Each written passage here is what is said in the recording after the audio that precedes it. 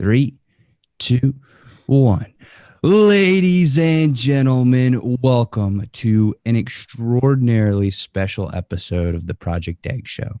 Today, we get to speak with Russ Henneberry, one of my role models in the digital marketing space. He's been doing so many great things, going from a high school teacher to a wizard of content, a master in the digital marketing space, working with Salesforce, DigitalMarketer, Crazy Egg, and doing so many incredible things that I couldn't possibly capture in one single little introduction. So without further ado, ladies and gentlemen, please put your digital hands together for Russ. How you doing today, man? Hey, what's up? Thanks for having me. And what a great introduction. Thank you so much for coming on the show, man. I really don't think that you know the impact that you've had in my life, and it is such an honor to have you on the show. So I appreciate that. Yeah, let's jump right in, man. What is your story? Well, you kind of hit on a lot of it. I started out coming out of college as a high school teacher, which I loved. I have the heart of a teacher, which I think is an important aspect of being a content marketer and being a digital marketer today. But I digress. So I was teaching for about 4 years, and I loved it a lot, but I realized I was not going to make a ton of money doing that. So I left school. The school's been, and I started a business, but the first business I started, it's a miserable failure, but I started a fundraising company for schools, because that's what I knew. I knew schools. So I was like, well, I can do one of these fundraisers, like where the kids run around and sell products and stuff like that and raise money for the school. And, I got some sales and I learned how to hustle. I think I went door to door. I went school to school in my car, knocking on doors and trying to get past secretaries and get in front of principals and superintendents and stuff like that. It's very, very hard to sell into school systems for anybody that's ever done it. But one of the things I learned during that time was how to build a website. This is 2004. So, I started doing some pay-per-click advertising. I was trying to figure out how SEO worked and stuff like that. But eventually I had to fold that business up, and I went and took a job at a company called Network Solutions, which NetSol was the first company in the US that was able to register domains, maybe in the world, I don't know. But I know for a fact in the US, they had a monopoly on the ability to register domains, because no one knew this internet thing was going to take off anyway. So I think they awarded this. I don't know what the whole story is, but when they did ultimately end up opening up competition, you had your GoDaddy came in and Namecheap and everybody else came in and started undercutting Network Solutions, which is why you don't hear their name very often anymore. But at the time, they were a massive internet company. And so I went in and took over their SEO operations there and had about, 20 developers when we were at the peak. They also did like web design services and different things. This is one of the ways they were trying to combat the fact that they were very reliant on domain names that were like $25 a year to register, which sounds ridiculous, but they still have, because I think web.com bought them. But eventually that company, well, at least the office over here, I'm from St. Louis, and there was an office over here in Belleville, Illinois. They shut that whole thing down, laid everybody off. I was getting ready to have my second child when I got laid off, and I was like, good God. So, I did some freelancing, did a lot of, stuff like that.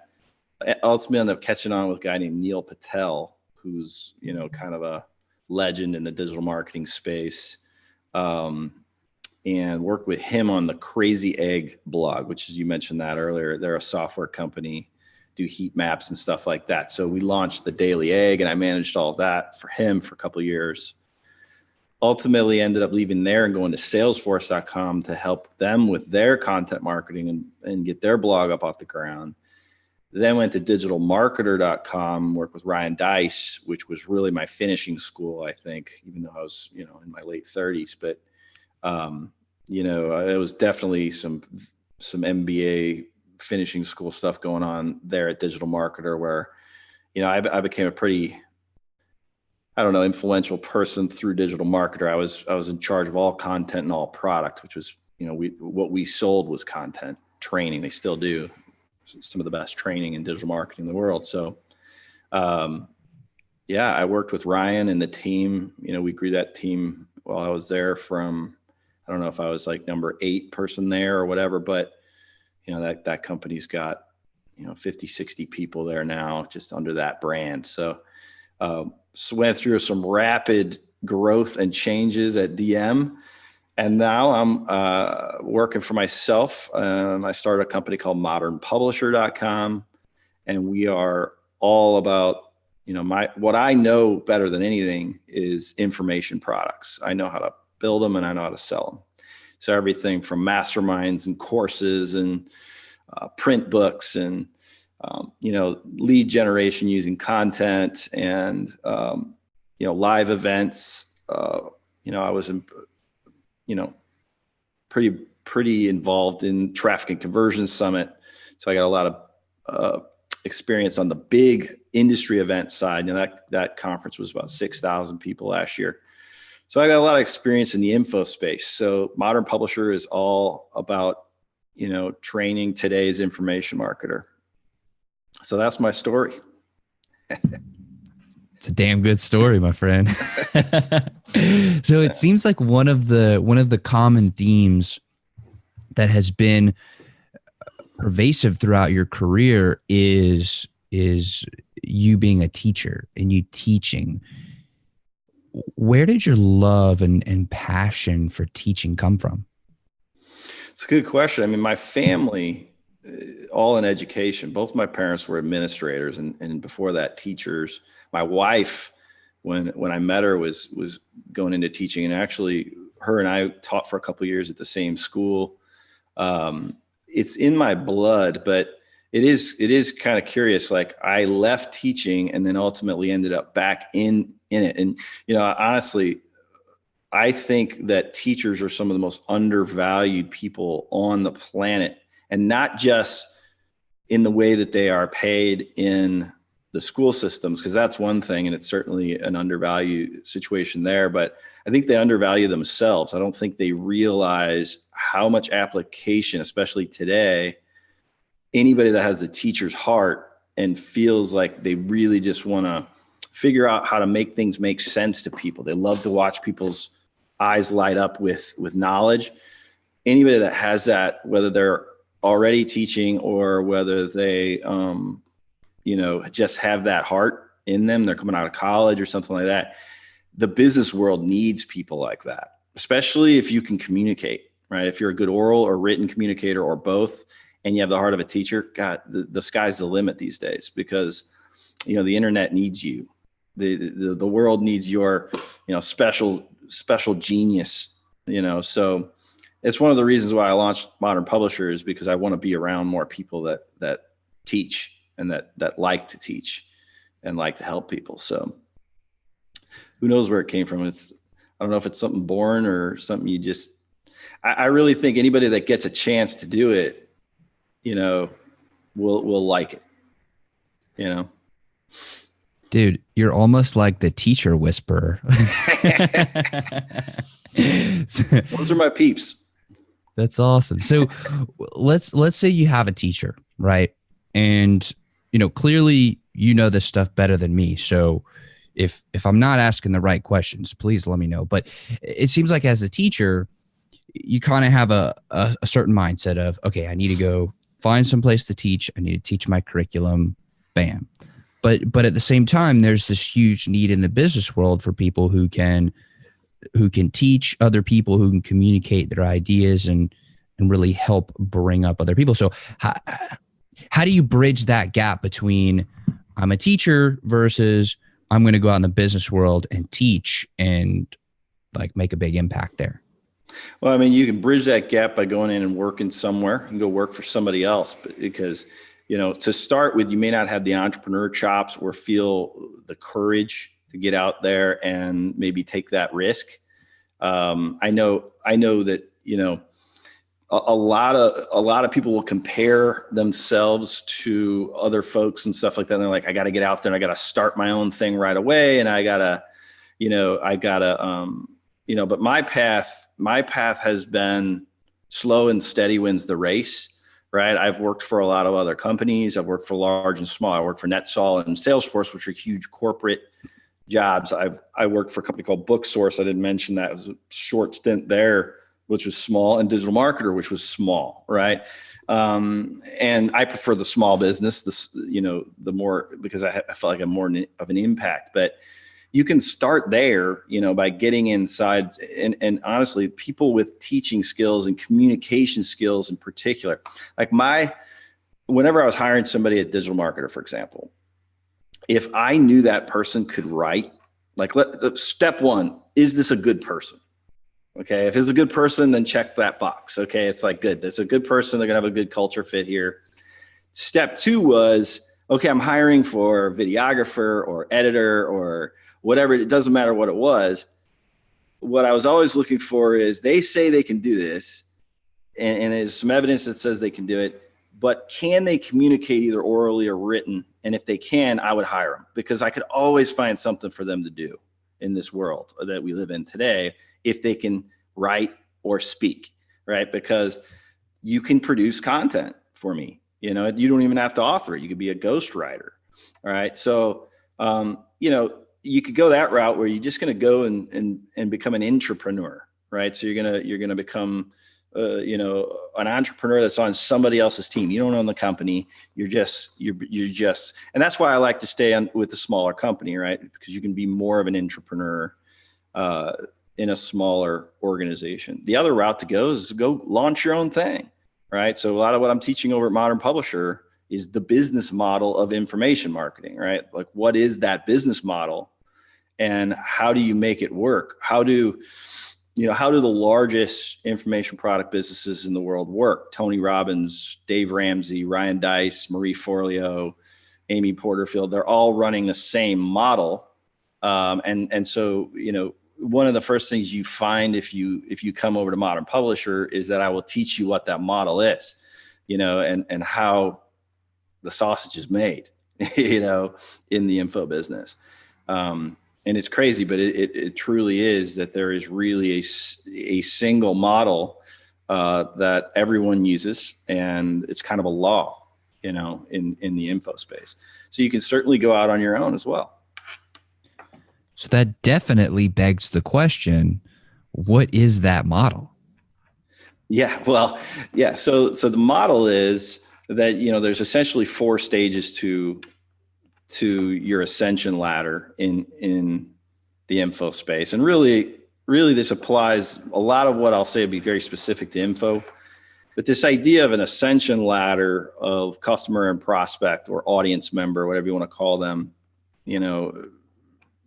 it goes across all business models, whether it's e-commerce, software, services, whatever it is, physical products, retail. You got to have, a way to walk people up a ladder. And in the information space, stage 1 is attention, really. All right. So how am I going to get attention? We have a few different, types of content that you can put together that can get you attention. You got blogs, podcasts, video sharing, right? Like right now, and this is what this thing looks like, by the way. I mean, it's kind of crazy, but if I looked at your model here, what you're doing, I would at least check the podcast button, check mark here at the attention stage, because I can tell that you're doing a podcast, right? So we're sitting here building something that has the ability to get attention for Project Egg, right? Your business. So, but you could just easily, I see you have a blog on your site. I was kind of combing around on your site before I jumped on here. You have video sharing going on. You're doing all 3 at the same time. Like right now, I think we're live. So, you're using a lot of the different things you have at your disposal at the attention stage to get attention. The problem is, what you don't want to do at that attention stage is try to measure the direct ROI of this podcast. Like, how many products did it sell? What you're looking for here is what some people would call vanity metrics, and I would disagree. You're looking for impressions, right? You're looking for people to become in contact with Project Egg, right? And the same reason I'm doing this interview with you is I like you, I think you're awesome, but I also want to get out there and get exposure, right? So I'm using podcasting as an attention getting, mechanism. Secondly, you have subscription. So you want to walk somebody up from attention to subscription. Subscription is when somebody gives you their contact information and kind of says, hey, it's cool. Like, let's keep the conversation going. I'm going to go from being a ghost that was on your blog or kind of just listening to your podcast, and I'm going to give you my contact information. And so we have a lot of different things as info marketers at our disposal at that stage as well. And you got lead magnets. So I define a lead magnet as a small chunk of value that you give to somebody in exchange for their contact information. Checklist, mind map, grocery lists, templates, swipe file, all these types of things, free reports. I don't love those as a lead magnet anymore, but then you have things like mini classes where you're going to have something a little more involved, like maybe a 3 or 4 video class. You have webinars are great, very, very flexible type of content that you can build at the subscription stage. You can have free events online and have people opt in to come to the event. And there you go. You got their contact information. So you have attention, then subscription, and then the third stage is acquisition. So acquisition, this is important to understand, because the last 2 stages, you got acquisition and then you got monetization. It's the 4th stage. And the biggest thing to understand, and when I told you I was in finishing school and I worked for Ryan Dice, this was the largest mind-blowing concept for me. And it took me a while to wrap my head around it and really understand how important it is to understand the distinction between being in an acquisition mindset and being in a monetization mindset. So acquisition is when we want to take a lead and we want to transform that lead into a customer, right? Or we want to take a customer that's bought some stuff and have them buy again, but we're not necessarily all that interested in being profitable at that stage, which this is the part that's really hard for people to understand. They're like, what do you mean? Like, why would I sell something that's not profitable? And the reason you would do that is because you are trying to acquire buyers. That's it. At the acquisition stage, you're looking to acquire buyers, because there's nothing more important than to be adding buyers to your list. Not just leads, but buyers on your list, and recent buyers, right? So for example, in the information space at DM, at DigitalMarketer, we run a lot of flash sales for like $10 products, right? Small $10 trainings. And you think, well, we're not going to make that much money on that. And with the list the size we had, we were able to sell thousands of those, and it's still not the business model, right? We would sell, let's say we sell 3,000 copies of a $7 training. Well, that's a decent amount of revenue, but that's not what we're doing it for. What we're doing it for is to activate the list and get a lot of recent buyers on there. We're also going out to people that have never bought from us before and getting them activated, get them to buy. Right, we're going out to cold traffic, people that don't even know who we are or just kind of aren't even on the list or anything, and trying to get them to activate and buy something at a low cost. So you have things like digital courses. You can do a small training at 10, 20, up to $100 is usually my acquisition price points in the info space. Anything under $100. You have low ticket live events. You see like Grant Cardone. I saw you interviewed him the other day. I just swiped an ad from him, put it in my swipe file. He's doing like a little, I think $47 webinar training or something like that. That would be an acquisition play. And the reason it's acquisition is because Grant is going to charge you $47 for that webinar. And then what's going to happen? He's going to sell you something else on that webinar. He's going to monetize. So he's going to go to stage 4 on the webinar. So you're going to pay the $10 or the $20 or the whatever. And he's going to give you a lot of value because he's a good guy and he's a very smart guy. And he's going to give you he's going to give you your $47 worth and more. And that's also key is none of this is manipulative.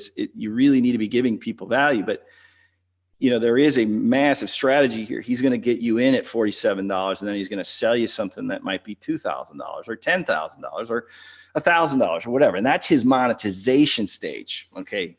And that's what I mean. Grant Cardone, you name it, anybody in the information space using the same model, because stage 4, well, let me go into one more thing in the acquisition stage.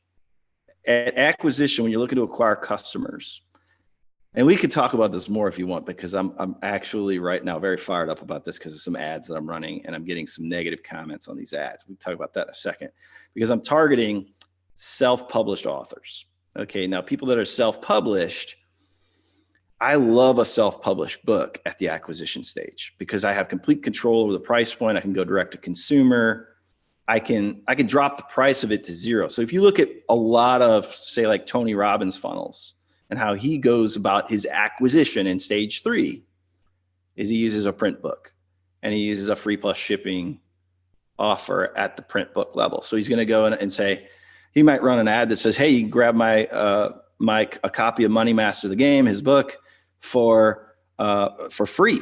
Click over here. And he's just like, hey, this is a free book. I need you to pay $3.95 in shipping, $4.95, $6.95, whatever it is. You're going to pay for shipping, and I'm going to send you the book. But guess what? When you buy the book, he's going to immediately make you an upsell offer to buy a larger monetization level product.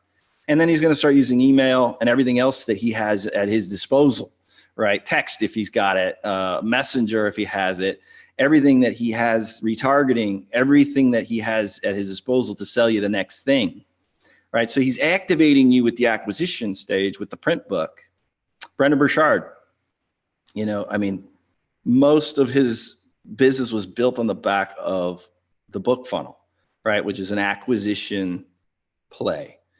But Brendan doesn't make, Tony Robbins isn't making his money on selling you free books. All right. So there's a back end to what he's doing.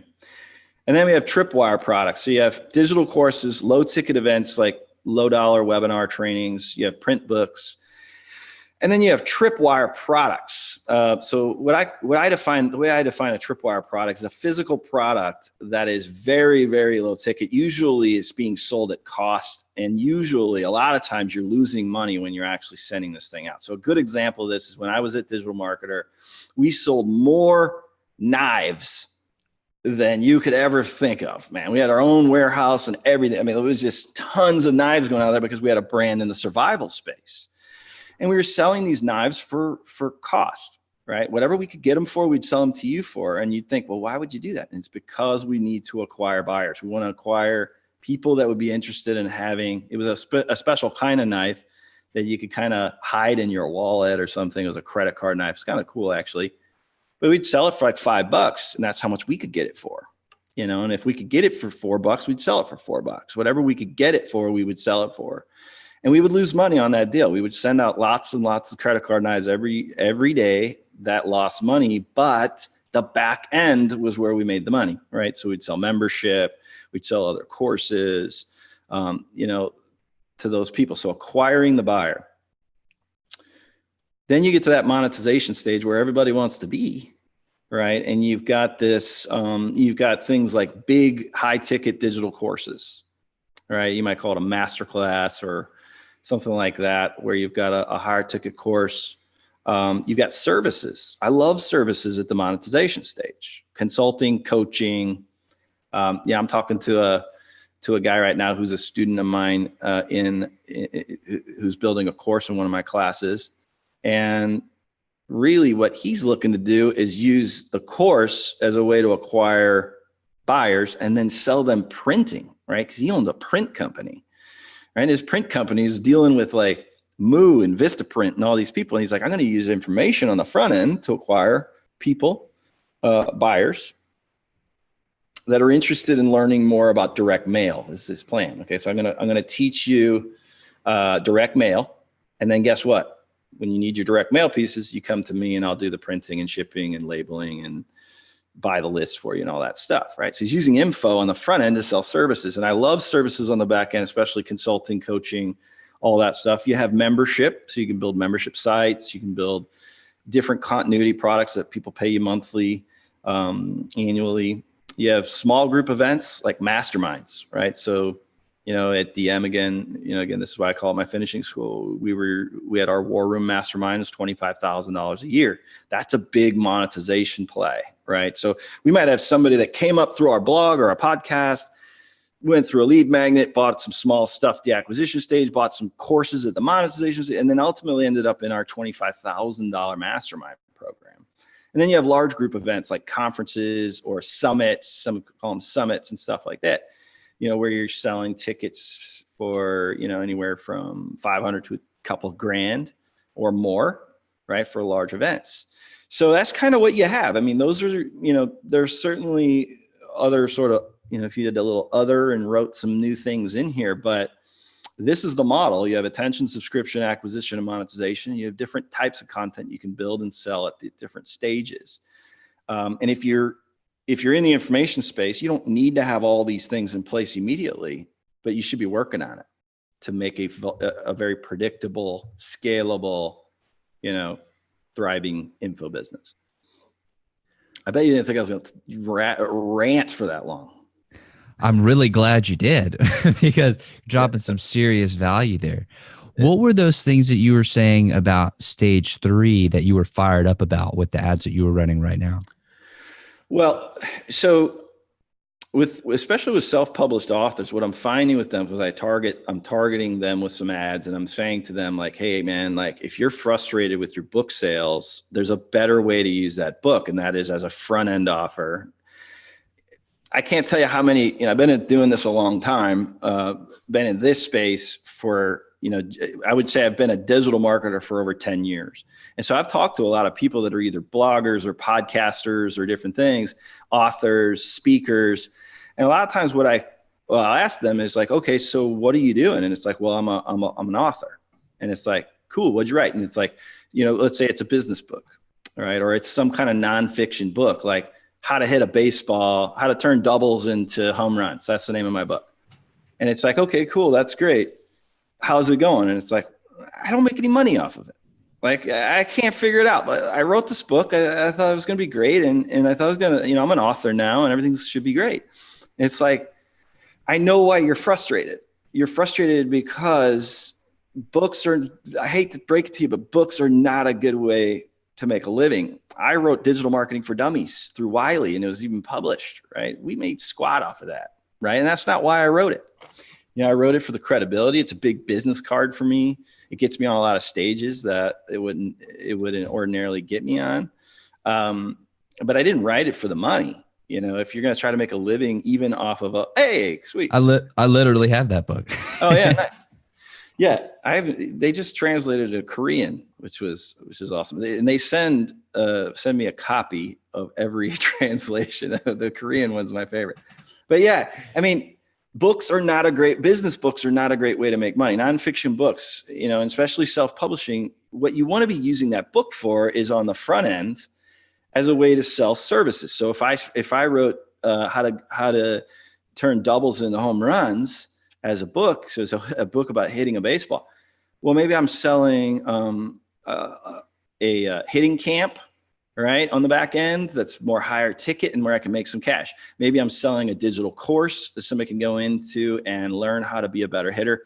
Maybe I'm selling a small group, I don't know, but you're going to have to figure out something at the monetization stage and use the book as a way to acquire buyers, right? So the same way we've been using them forever.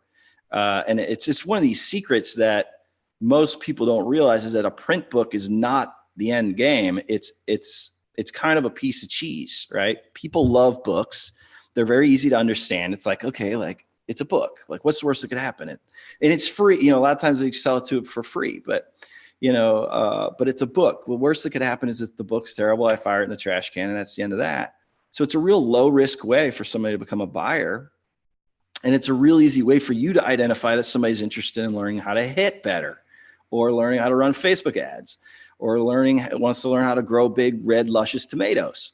Whatever it is they bought the book about, it's an indication that they're interested, and you need to have a back end, an event, a course, a service, a mastermind, or something on the back end to monetize those new customers. So the reason I'm frustrated is because I'm running ads these self-publishers, and they're you can just tell they've been burned in the past, and they feel like, there's no way to make this work. And they wrote the book and now it's worthless and all this stuff. And it comes through in their comments. And so it's frustrating. I just want to shake them and say, oh God, if you could just see how this works, Maybe that could be an ad. I wish I could show you how this works. I might try that. Yeah. I'll tell you, these ads are converting great because it's a little bit controversial. I'm telling them that essentially I'm telling them that their book is not the way to make money. And there's another way to use that book, but it's not the way you think. You use it on the front end. So let's say somebody knows that they're a teacher. They know they have really good information, and maybe they're doing a lot of stuff, but they haven't figured out how to package the content in a way that they feel comfortable selling it. Right. Is that more of a mindset thing, to where they're just holding themselves back and thinking, oh, I'm not valuable enough to sell this content? Or is it they just don't know the right ways to package it? Like, what's going on there? What really holds people back?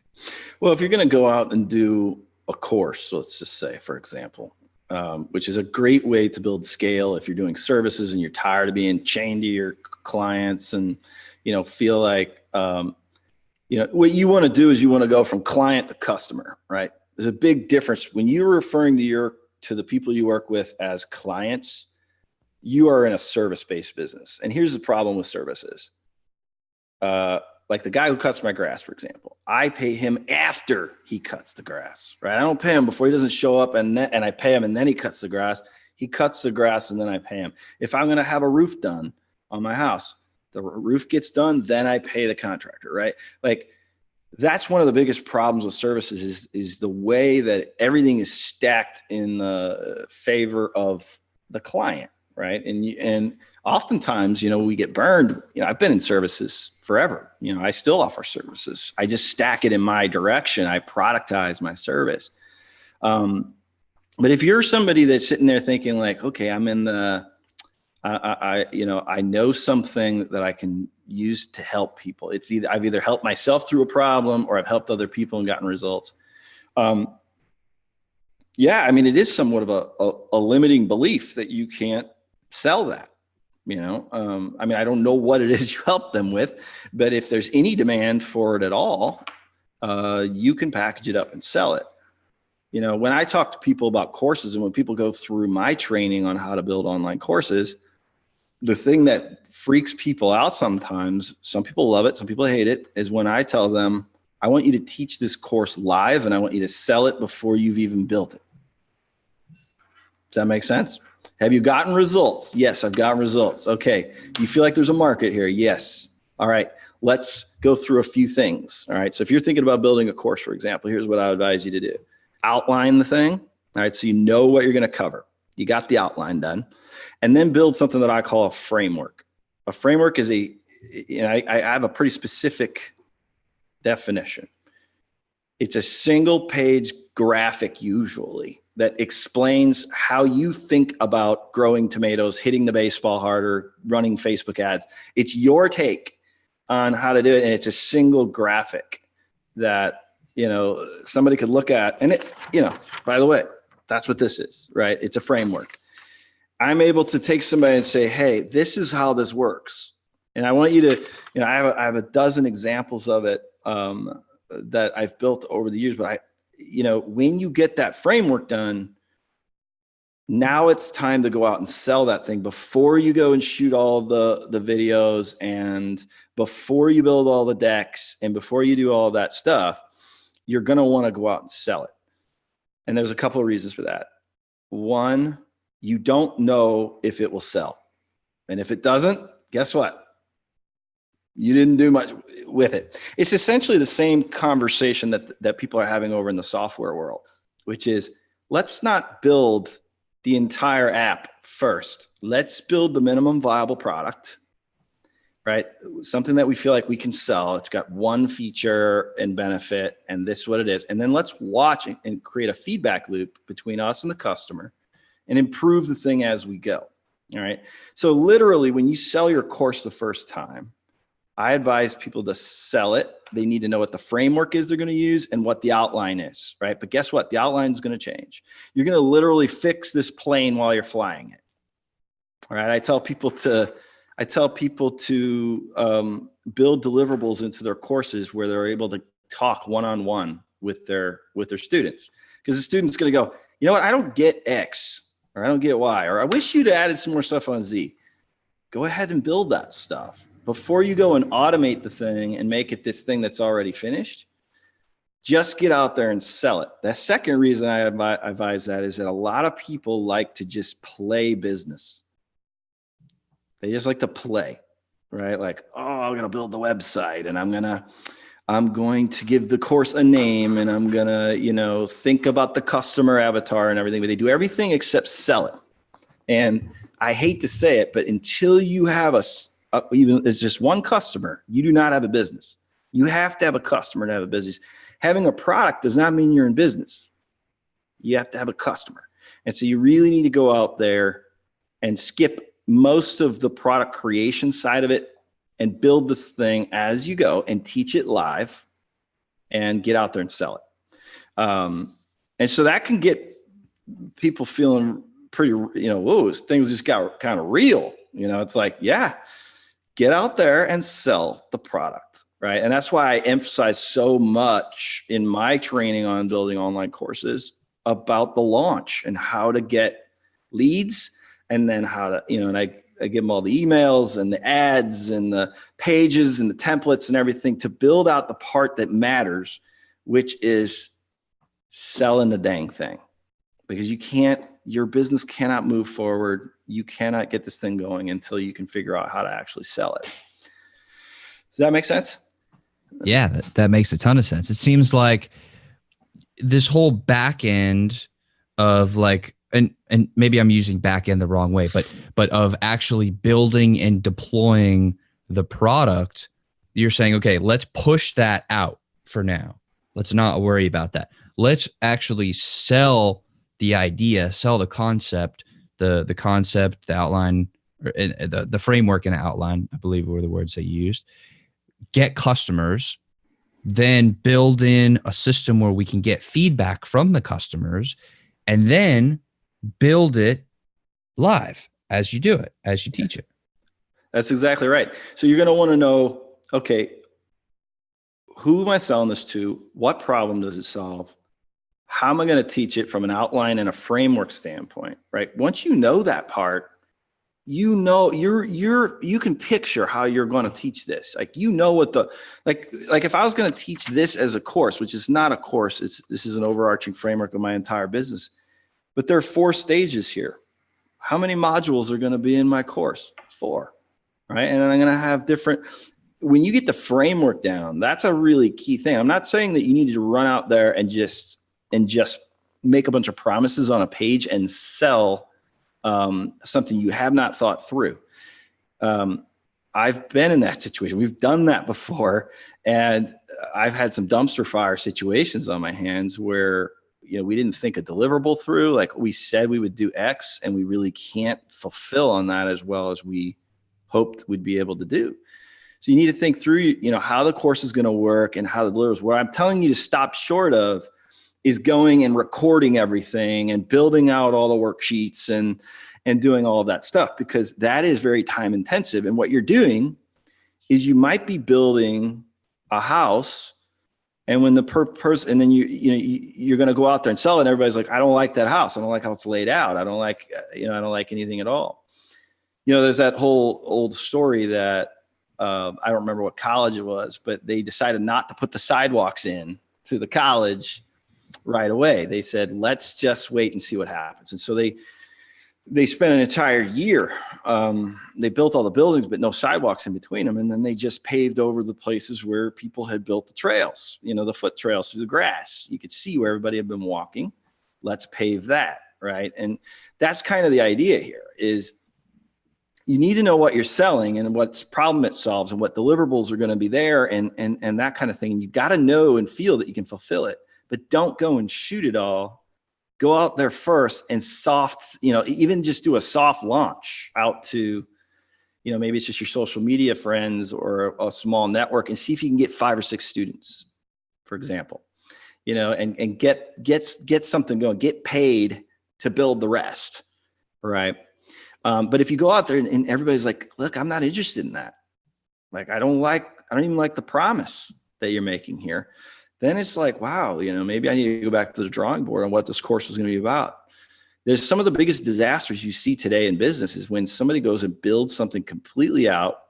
And whether it's a physical product or a service or a software is a disaster when you do it this way. And that's why the whole idea of the MVP, right? The minimum viable product. But info is the same way. You don't want to go and build something out until you've at least proven you can sell it. So I want to play devil's advocate for a second. Yeah. Let's say you have somebody who's trying to put out a product or service, whatever, trying to be like the next Steve Jobs that wants to give people or the next Ford, right? I mean, there's that quote that's going out there that's like, or that's going around. It's like, if I would have asked people what they wanted, they would have said a faster horse instead of the car, right? Right. How do you balance that creative, mad scientist, pave your own way type thing of like giving people what you believe they want versus and building that out versus kind of using their feedback and incorporating the things that they say to build your own thing, or is that not even an issue with the framework that you're talking about? I think it is an issue. And the question is, what are you listening? When you hear somebody say, I want a faster horse, what you really should hear is, I want to get where I want to go faster, right? You should hear the problem, not necessarily the solution that they came up with, right? You don't want to listen to them if they say, well, what you need to do, Russ, is you need to build a module in your course about, feeding your tomatoes or, better hitting drills or something like that. What you really want to hear is what you want to hear somebody say, what you want to hear when somebody says that is, what is the issue that they're talking about? And then you go and you decide how that's going to get addressed. In Ford's case, he went and built a car, right? Oh, you want to get there faster. You don't necessarily want a horse. You want this automobile, right? And so, focus on the pain points you're hearing, not necessarily what they're suggesting as a solution, because, like you said, they're gonna come up with whatever their limited, creativity. And just to give them the benefit of the doubt, I mean, they don't sit around thinking about this problem all day long like you were doing in your business, right? So you're going to come back with a better solution than they could ever came up with. What you're looking for is what symptoms do they have when you're talking to them? What are they complaining about and the problems? And if they give you suggestions about how to solve it, sometimes they will come up with something way better than you would have. But a lot of times they will just tell you they want a faster horse. I think that's a great answer of not necessarily taking everything that they're saying as is, but digging deeper and understanding the real problem of what they're saying. I think that's a brilliant answer. So we've talked a lot about your 4-step framework and the information product business, and I know we can't cover all of it in this session, but what things, having covered all that we have, what other things are people not thinking about that they need to know about the information product business? Well, there's a couple of things that spring to mind when you say that. One is, if you were going to get in the information product business, I think one of the things that I wrestled with as I launched Modern Publisher was, should this be a Russ Henneberry business or should this be a brand, right? And I think this is a binary decision you need to make early and consider before you go out there and start any business where you're going to be teaching stuff, right? Are you going to brand this to yourself, or are you going to brand this to a brand like I did with Modern Publisher? And I think that the real question you'd ask yourself is this sounds nuts to think about if you're just getting started, but what's the plan with the business at the end of the thing? Like, what are you going to do with it? So as much as I love somebody like Tony Robbins, right? And Tony has certainly built something that will live beyond him, but he's definitely created a personal brand. Well, there's your dogs. I was thinking my dog was going to get involved. I know, she got jealous of all the mad value you're dropping. I got my dog over here. He's being good.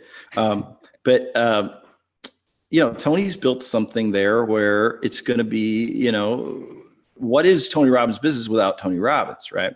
And when we wrestle with this over at DigitalMarketer as well, anybody that's listening that knows about DigitalMarketer, at one time, it was very much a guru business. It was Ryan Deiss's business. And he still is, he's the owner. But at the end of the day, he made a conscious decision to brand to DigitalMarketer. He ended up, putting different people like me and, Molly Pittman, Justin Rondo, Marcus Murphy, Richard Lindner. He created sort of this faculty around him that spread, the brand across a lot of different people and sort of made it possible for him to A, sell the business at some point, or B, hand it off to somebody else like a child or something like that. But whatever the succession plan is, a lot of times in the info space, people will brand to themselves, but and that's great. Like, a lot of people do it, and it's really a powerful way to do it. It's just, you need to understand the risks involved. There is an upside to branding to your name, and that is that people love to associate with other people, right? And so it's a lot easier to actually get the business up off the ground as a business that's branded to you. It's just that, down the line, you might find yourself boxed in a little bit in terms of what you can do with the business, in terms of selling it, or if something happens to you, what can happen, what would ever happen to that business. So that's one thing. I think a second big thing is that when you think about this 4-step framework: attention, subscription, acquisition, monetization, most people will start with attention, right? They're like, man, I'm going to go and I'm going to create an information business. And it's like, let's start a blog. And that's fine. But I would suggest that you start deeper in the ladder. Start at monetization. Build your big boy first. Build a course or a service is typically the two, right? So you're going to build a course or a service. These things, the reason I suggest this is that when you build your big course or you build your service, you're going to have to build out a lot of the curriculum around which you're going to do things. And what happens is when you have the big course or you have the big service and you've fleshed a lot of that out, you're going to have a process that you can teach out at the attention stage. You're going to create content that you can do what we call splinter, right? You're going to pull little splinters out of that big course or that big service, and you're going to put it out on the blog, or you're going to put it out on your podcast.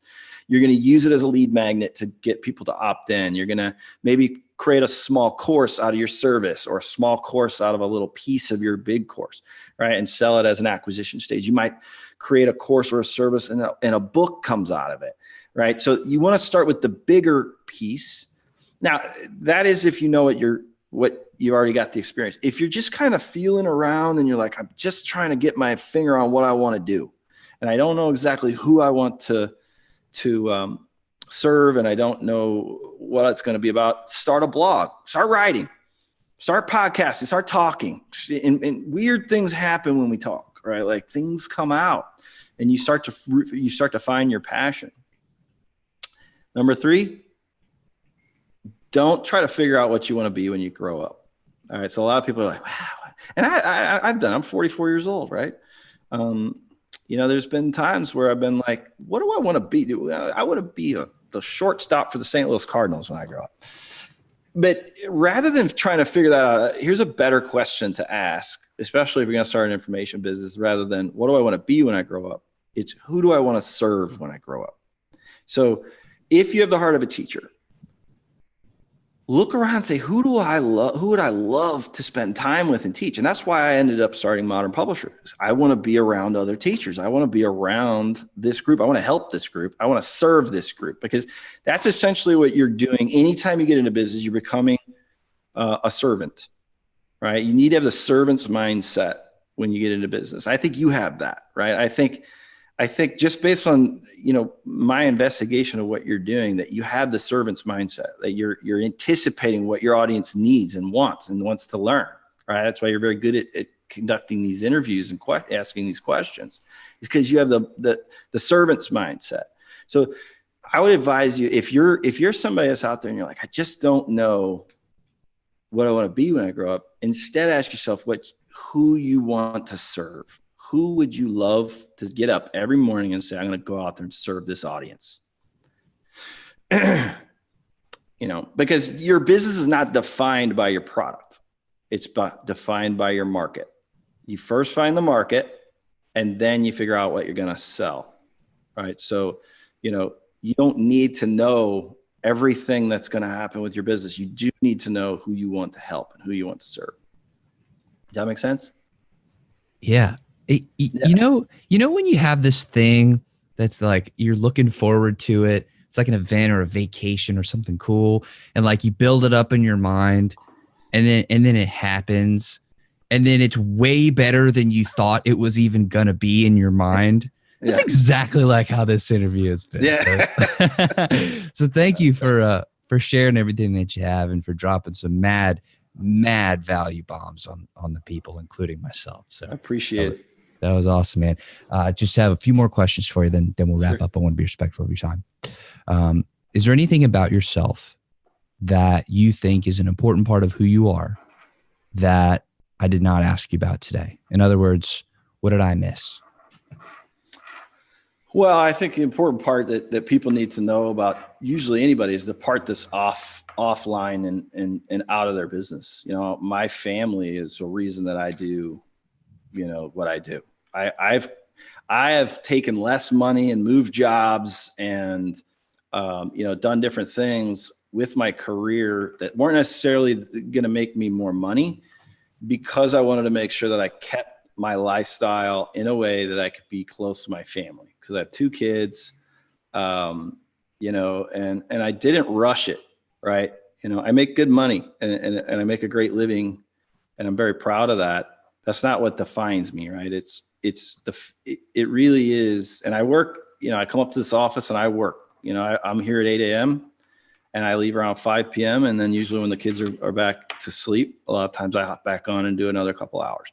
So I work, I do plenty of work. I'm not doing the 4-hour work week thing, but I am able to, if my daughter needs me to run down and pick her up from school right now because she's sick, I can do that. Right.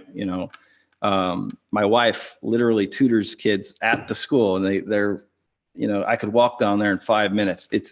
So there's a lot of that part, why do we do what we do?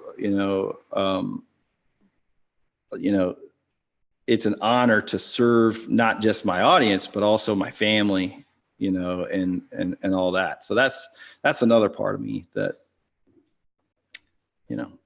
understandably you didn't ask me about. What's your greatest theory? My greatest theory. Well, I mean, from a business perspective, I think my greatest theory was when I started to crack a little bit of the code on content marketing. And I don't think this is a theory. I think it's quite logical when I lay it out there, but, just like you have the attention, subscription, acquisition, and monetization stages, there is supporting content that can be built at all of those stages. And, when I started to get into this game, I was coming out of the SEO world, talked about that earlier.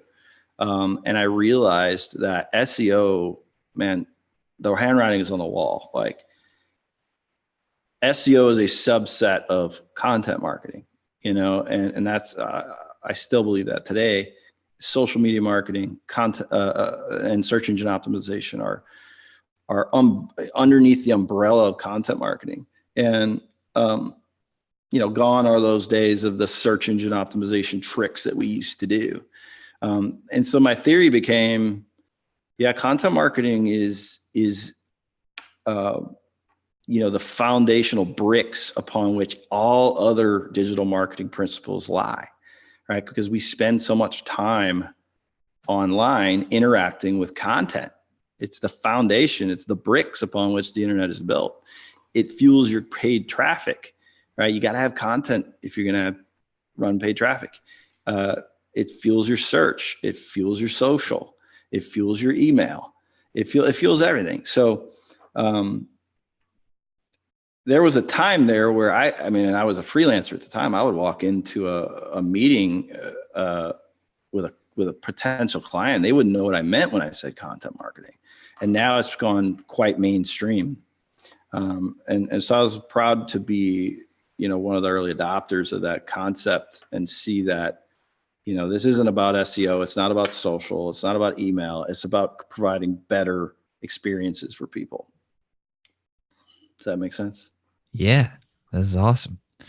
I'm 24, and this show is my greatest passion, and I have another business on outside of the show. But what question should I be asking you, specifically me, asking specifically with your genius, your knowledge, your wisdom, that I just wouldn't think to ask?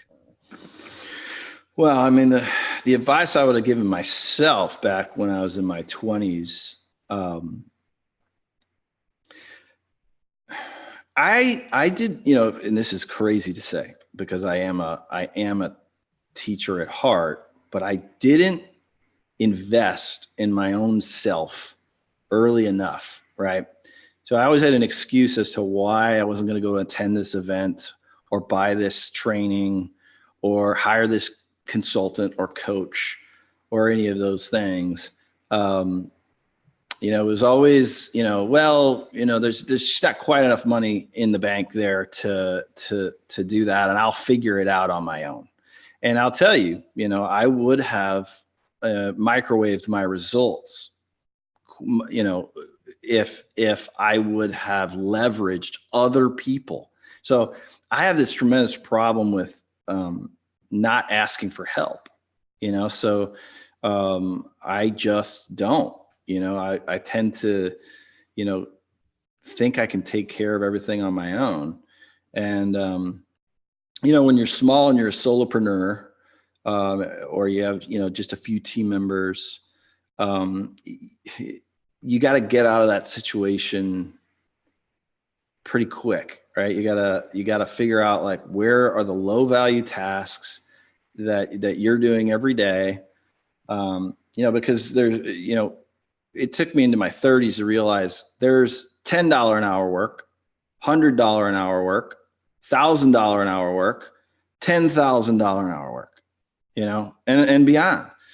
And if if you start going through how you're spending your day and you're finding a lot of $10 an hour work, you got to get rid of that $10 an hour work, and then at some point in your career, you're going to have to get rid of the $100 an hour work and start doing mainly $1,000 work. And then eventually, if you're lucky, you're going to get to a stage where you're even outsourcing and giving out to people that $1,000 an hour work and you're doing. And so, it's not about necessarily needing to build some giant organization, but it is about asking other people to take over tasks that just, at some point you need to outgrow, and creating better documentation. Like I have a guy who does all of the stuff for my video now, and I just love it. I shoot the video and then I hand it over to him, and then boop, boop, boop, he goes and does his thing. And it's a process that I invented that I wanted him to use, and I documented it for him, and now he does all that work. It was such low value lever pulling type work. And I'm so happy that, I no longer need to do that. And so as somebody that's launching a new business, Modern Publisher, I'm finding things like that every day and moving those things, figuring out the best way to do it, documenting it, and then moving it off to somebody else. Russ, I want to thank you for coming on the show today, sharing this time with me. It's truly been an honor to speak with you and get to chat. And man, I really meant when I said that you've been a huge role model to me in my life. And I want to thank you from the bottom of my heart for everything that you've done and that you continue to do for people. I appreciate it. And I love what you're doing here with Project Egg. And thanks for having me on your show. Thank you, sir. And to everybody who's watching, listening, I want to thank y'all. Y'all are the reason that I do this. And I love y'all very, very much. And your support means the world to me. And yeah, let's rock it. I'll see y'all in the next episode. Have a good one.